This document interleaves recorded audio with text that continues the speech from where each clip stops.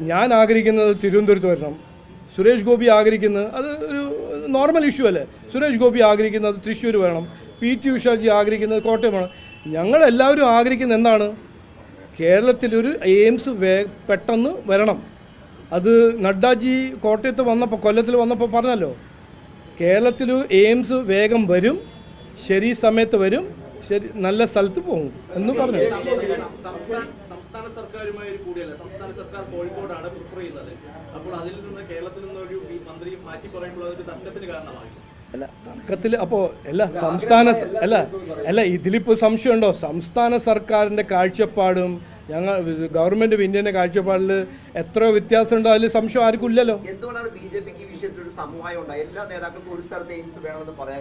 അല്ല അങ്ങനെ എന്തിനാ ഞങ്ങൾ പറഞ്ഞത്? എനിക്കിപ്പോൾ തിരുവനന്തപുരത്ത് പറഞ്ഞാൽ എൻ്റെ ഒരു അവകാശമല്ലേ, എനിക്ക് തിരുവനന്തപുരത്ത് വരണം, എൻ്റെ ഒരു ആഗ്രഹമല്ലേ. എൻ്റെ ഒരു ആഗ്രഹമാണ് തിരുവനന്തപുരത്ത് വരണം, നെയ്യാറ്റിൻകരയിൽ വരണം. എനിക്ക് അത് പറയാൻ എൻ്റെ ഒരു അവകാശമാണ്. ഞാൻ അവിടെ മത്സരിച്ച് അവിടെ 3.5 ലക്ഷം ജനങ്ങൾ എന്നെ സപ്പോർട്ട് ചെയ്ത ഒരു സ്ഥലത്ത് എനിക്ക് എയിംസ് കൊണ്ടുവരാൻ ആഗ്രഹമുണ്ട്. അത് ഞാൻ പറയും. അതിലെന്താ തെറ്റ്?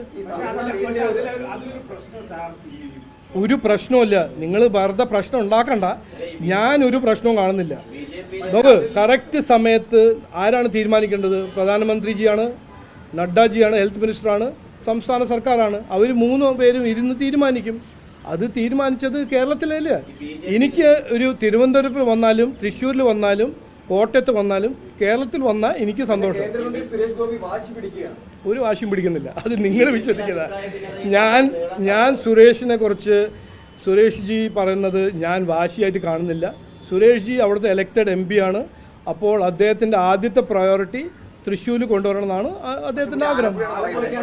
അല്ല അത് ഓക്കെ പറഞ്ഞു, പിന്നെ തൃശ്ശൂർ പറഞ്ഞു, ആലപ്പുഴയും പറഞ്ഞു. എന്താണ് അതിൽ എന്താ ഇഷ്യൂ? അല്ല എന്താണ് അതിൽ പ്രോബ്ലം? എന്താണ് എനിക്ക് മനസ്സിലാവുന്നില്ല.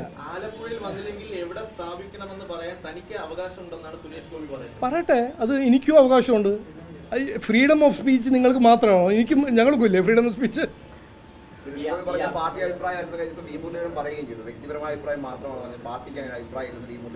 ഇത് ഞാൻ പറഞ്ഞാൽ ഇത് വ്യക്തിപരമായ അഭിപ്രായമല്ല. എയിംസിനെ കുറിച്ച് ഞാൻ എന്താണ് പറയേണ്ടത്? എനിക്ക് ആഗ്രഹമുണ്ട്, നെയ്യാറ്റിൻകര വന്നാൽ എനിക്ക് ഇഷ്ടമാവും, എനിക്ക് വളരെ സന്തോഷമാവും ഞാൻ പറയാൻ. അത് എൻ്റെ വ്യക്തിപരമായ ഒപ്പീനിയൻ അല്ല. അത് തീരുമാനിക്കേണ്ടത് ഹെൽത്ത് മിനിസ്റ്ററും പ്രൈം മിനിസ്റ്ററും ചീഫ് മിനിസ്റ്ററും അല്ലേ. അല്ല, ഞാനൊരു കാര്യം കൃത്യമായി പറയാൻ ആഗ്രഹിക്കുന്നു. BJP ഒരു തർക്കമില്ല.